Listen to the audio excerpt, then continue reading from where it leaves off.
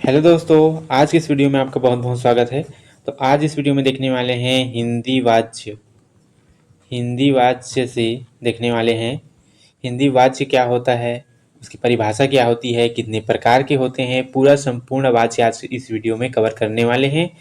और साथ में आप लोग के लिए 30 MCQs है जो कि प्रैक्टिस के लिए है, जिससे आप लोग कंठस्थ हो जाएंगे वाच्य को लेकर। ठीक है, तो इस वीडियो को लास्ट तक जरूर देखना। चैनल पे नए तो चैनल को सब्सक्राइब कर लेना। चलो देर न करते हुए वाच्य को शुरू करते हैं। ठीक है, चलो वाच्य की परिभाषा पहले देखते हैं। क्रिया की जिस रूप से यह पता चली कि वाक्य में क्रिया का मुख्य विषय कर्ता कर्म या भाव हो, उसे वाच्य कहते हैं। कोई भी वाक्य में अगर ये पता चले कि कर्ता कौन है, कर्म क्या है और भाव क्या है, उसे हम लोग वाच्य कहते हैं। ठीक है, वाच्य यह बताता है कि किसके अनुसार कार्य कर रही है। वाच्य में यह बताता है कि क्रिया मतलब जो वो किसके लिए कार्य कर रही है, लिंग के अनुसार कि वचन के अनुसार। वाच्य के 3 प्रकार होते हैं। कृतवाच्य जिसमें कर्ता प्रधान होता है, कर्मवाच्य जिसमें कर्म प्रधान होता है, और भाववाच्य जिसमें भाव प्रधान होता है। ठीक है, अब वाच्य के प्रकार देख लेते हैं। ठीक है, वॉइस के प्रकार देख लेते हैं। ये 3 है। कृतवाच्य एक्टिव वॉइस जिसे बोला जाता है इंग्लिश में, जिस वाक्य में कर्ता मुख्य होता है और क्रिया के लिंग वचन कर्ता के अनुसार होते हैं, उसे हम लोग कृतवाच्य कहते हैं। ठीक है, उदाहरण के लिए देखते हैं तो राम आम खाता है।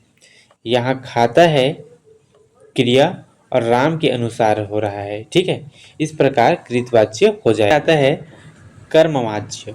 ठीक है, दूसरा क्या है कर्मवाच्य, जिसे पैसिव वॉइस भी कहते हैं। जिस वाक्य में कर्म मुख्य होता है और क्रिया के लिंग वचन कर्म के अनुसार होते हैं, इसमें प्रायः से या द्वारा का प्रयोग होता है, उसे हम लोग कर्मवाच्य कहते हैं। ठीक है, उदाहरण देखते हैं। आम राम द्वारा खाया जाता है, जिसमें कर्म हो रहा है। ठीक है, आम जो है राम के द्वारा खाया जा रहा है, उसमें कर्म प्रतीत हो रहा है, उसे हम लोग कर्मवाच्य कहेंगे।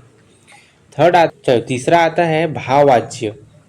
ठीक है, भाववाच्य तीसरा है, जिसमें कर्ता मुख्य हो न कर्म, बल्कि क्रिया का भाव प्रधान हो। यह अक्सर असमर्थता दिखाने के लिए प्रयोग होता है, उसे हम लोग भाववाच्य कहते हैं। ठीक है, उदाहरण देखते हैं। मुझसे उठा नहीं जाता। ठीक है, इसमें जो है कर्म भी नहीं है और कर्ता भी मुख्य नहीं है। मुझसे उठा नहीं जाता, ये भाववाच्य का उदाहरण होता है। ठीक है, चलो आगे देखते हैं। मुख्य अंतर देख लेते हैं इसमें का। कृतवाच्य राम पुस्तक पढ़ता है, इसमें क्या है कर्ता प्रधान है। कर्मवाच्य में राम द्वारा पुस्तक पढ़ी जाती है, इसमें कर्म प्रधान है। ठीक है, अब भाववाच्य में राम से पढ़ा नहीं जाता, इसमें भाववाच्य प्रधान है, इसमें भाव प्रकट हो रहा है, पढ़ा नहीं जाता। ठीक है, इस प्रकार हमारा वाच्य की परिभाषा, भेद और कितने प्रकार के होते हैं, सभी कुछ हम लोगों ने देख लिया। अब देखते हैं आप लोग का 30 MCQs जो कि प्रैक्टिस सेट के तौर पे है, तो लास्ट तक जरूर देखना। ठीक है, चलो पहला क्वेश्चन आता है। निम्नलिखित में से कौन सा वाक्य सरल वाक्य है? इसमें से सरल वाक्य है राम पढ़ता है। ठीक है, क्योंकि एक उद्देश्य है और एक विधेय है। ठीक है, सरल वाक्य जो है आपका राम पढ़ता है, ऑप्शन बी जो है आपका राइट आंसर हो जाएगा। चलो नेक्स्ट क्वेश्चन आता है। राम ने कहा कि वह कल आएगा, यह कौन सा वाक्य है? राम ने कहा कि वह कल आएगा, इसमें मिश्र वाक्य है, ऑप्शन सी जो है आपका राइट आंसर हो जाएगा, जिसमें आश्रित उपवाक्य का दिख रहा है इसमें। ठीक है, आश्रित उपवाक्य भी है, उपवाक्य। चलो नेक्स्ट क्वेश्चन देखते हैं। निम्न में से संयुक्त वाक्य का उदाहरण कौन सा है? इसमें से संयुक्त वाक्य का उदाहरण है वह पढ़ता है और लिखता है। क्योंकि दो है, इसमें दो वाक्य जुड़े हैं, वह पढ़ता है और लिखता है, तो संयुक्त वाक्य है, दोनों जुड़े हैं, तो ऑप्शन बी जो है आपका राइट आंसर हो जाएगा। चलो अगला क्वेश्चन देखते हैं।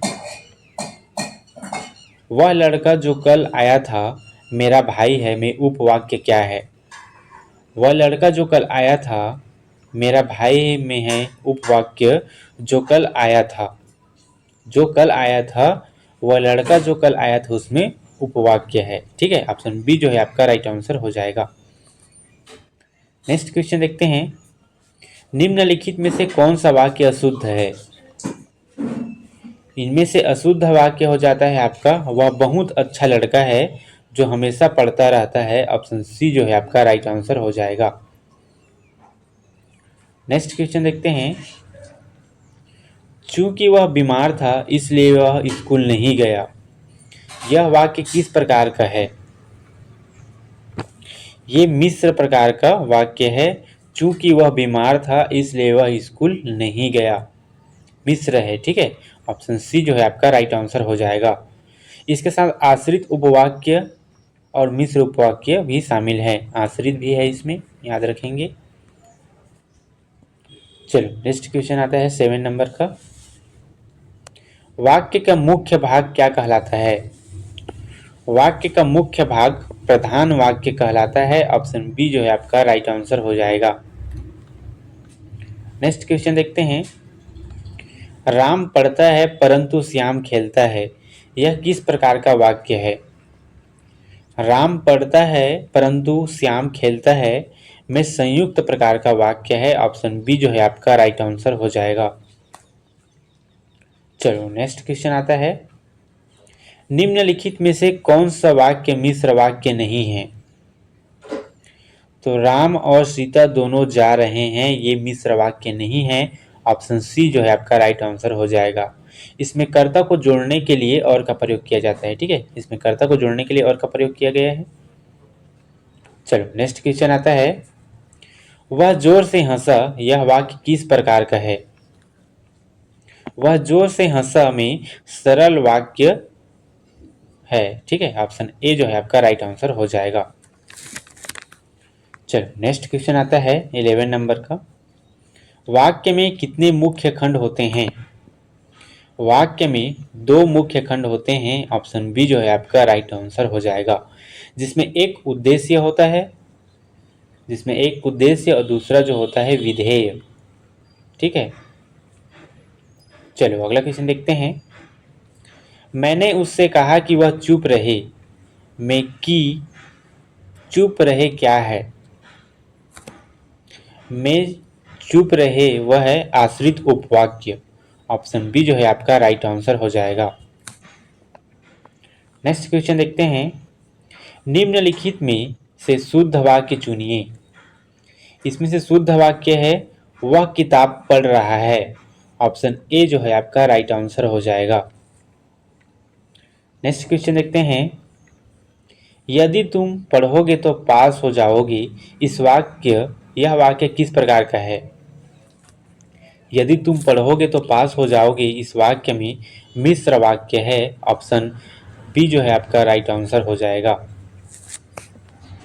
नेक्स्ट क्वेश्चन देखते हैं। सूरज उगता है और चमकता है, यह कौन सा वाक्य है? सूरज उगता है और चमकता है में संयुक्त वाक्य है। ऑप्शन बी जो है आपका राइट आंसर हो जाएगा। नेक्स्ट क्वेश्चन देखते हैं। मिश्र वाक्य में कितने उपवाक्य होते हैं? मिश्र वाक्य में दो या अधिक उपवाक्य होते हैं। ऑप्शन बी जो है आपका राइट आंसर हो जाएगा। नेक्स्ट क्वेश्चन देखते हैं। वह लड़की जो गाना गा रही थी बहुत सुंदर है में आश्रित उपवाक्य कौन सा है? वह लड़की जो गाना गा रही थी में बहुत सुंदर है में आश्रित उपवाक्य जो गाना गा रही थी है। ऑप्शन बी जो है आपका राइट आंसर हो जाएगा। नेक्स्ट क्वेश्चन देखते हैं 18 नंबर का। निम्न में से कौन सा वाक्य सरल वाक्य है? राम खेलता है इनमें का सबसे सरल वाक्य है। ऑप्शन बी जो है आपका राइट आंसर हो जाएगा। नेक्स्ट क्वेश्चन देखते हैं। जो मेहनत करता है वह सफल होता है, यह वाक्य किस प्रकार का है? जो मेहनत करता है वह सफल होता है में वाक्य है मिश्र वाक्य। ऑप्शन सी जो है आपका राइट आंसर हो जाएगा। नेक्स्ट क्वेश्चन देखते हैं। वाक्य मैं जाता हूं में कितने उपवाक्य हैं? वाक्य मैं जाता हूं में एक वाक्य है। ऑप्शन ए जो है आपका राइट आंसर हो जाएगा। एक उपवाक्य है ना, ठीक है। चलो अगला क्वेश्चन है। वह इतना थक गया था कि चल भी नहीं सकता था। यह किस प्रकार का वाक्य है? वह इतना थक गया था कि चल नहीं सकता था, इसमें मिश्र उपवाक्य है। ऑप्शन बी जो है आपका राइट आंसर हो जाएगा। नेक्स्ट क्वेश्चन आता है। निम्न में अशुद्ध वाक्य को चुनिए। मैं स्कूल जा रहा हूं जो है आपका शुद्ध वाक्य है। हम लोग खेल रहे हैं, ये जो है अशुद्ध वाक्य है। तुम लोग पढ़ रहे हो, ये शुद्ध वाक्य है। वह लोग जा रहे हैं, ये भी शुद्ध वाक्य है। तो इसमें क्या पूछा है? अशुद्ध वाक्य पूछे है। तो हम लोग खेल रहे हैं, ऑप्शन बी जो है आपका राइट आंसर हो जाएगा, अशुद्ध वाक्य, ठीक है। चलो अगला क्वेश्चन आता है। राम ने कहा कि वह परीक्षा देगा में कि वह परीक्षा देगा क्या है? तो राम ने कहा कि वह परीक्षा देगा में वह परीक्षा देगा क्या है? तो वह है आश्रित उपवाक्य। ऑप्शन बी जो है आपका राइट आंसर हो जाएगा। चलो अगला क्वेश्चन आता है। संयुक्त वाक्य बनाने के लिए किसका प्रयोग होता है? संयुक्त वाक्य बनाने के लिए और परंतु इसलिए का प्रयोग किया जाता है। ऑप्शन बी जो है आपका राइट आंसर हो जाएगा। नेक्स्ट क्वेश्चन देखते हैं 25 नंबर का। पक्षी उड़ते हैं यह वाक्य क्या है? पक्षी उड़ते हैं यह एक सरल प्रकार का वाक्य है। ऑप्शन सी जो है आपका राइट आंसर हो जाएगा। अगला क्वेश्चन आता है। निम्न में से मिश्र वाक्य का सही उदाहरण क्या है? इनमें से मिश्र वाक्य का सही उदाहरण है वह गया जहां उसका दोस्त रहता था। ऑप्शन सी जो है आपका राइट आंसर हो जाएगा। नेक्स्ट क्वेश्चन देखते हैं। क्योंकि वह बीमार है इसलिए वह वहीं आएगा, यह वाक्य किस प्रकार का है? यह है मिश्र प्रकार का वाक्य है। ऑप्शन सी जो है आपका राइट आंसर हो जाएगा। नेक्स्ट क्वेश्चन देखते हैं।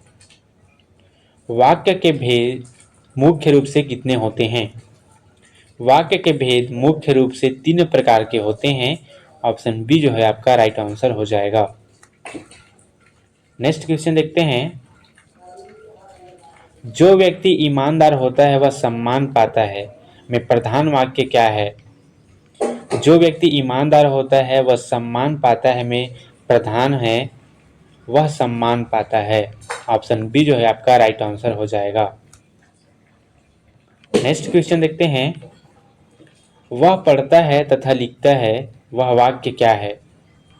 वह पढ़ता है तथा लिखता है वह वाक्य है संयुक्त वाक्य। ऑप्शन सी जो है आपका राइट आंसर हो जाएगा। जो तथा में 2 उपवाक्य जुड़े होते हैं, ठीक है, तथा में 2 उपवाक्य जुड़े हैं। इस प्रकार दोस्तों आज का हमारा क्वेश्चन कंप्लीट होता है। आप लोग का प्रैक्टिस सेट भी कंप्लीट हो गया, कुछ देख लिया। तो वीडियो कैसा लगा कमेंट में जरूर बताना। ऐसी इन्फॉर्मेटिव वीडियो को चैनल को लाइक सब्सक्राइब और ज़्यादा से ज़्यादा शेयर करना। Thank you.